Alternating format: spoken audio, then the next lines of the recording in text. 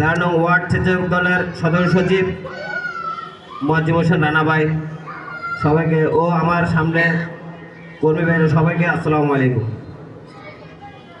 আসলে বক্তব্য দেওয়ার মতো কিছু নাই, শুধু একটাই কথা বলবো, সামনে আমাদের যে দিনগুলো পার হয়েছে এবং আগামীতে পার হবে, এই দিন এগুলাকে করে আপনার যে এক ফেসিস আমরা বিদায় করেছি, এখন আরেক ফেসিস এসে গদি দখল করেছে।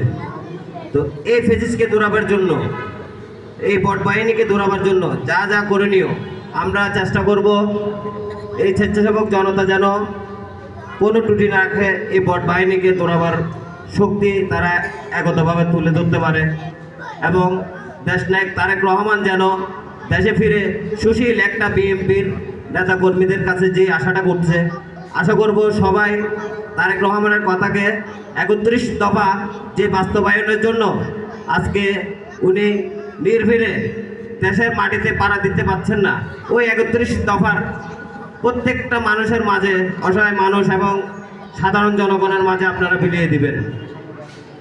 এই বলে আমি আমার বক্তব্য এখানে শেষ করছি। খোদা হাফেজ। আসসালামু আলাইকুম।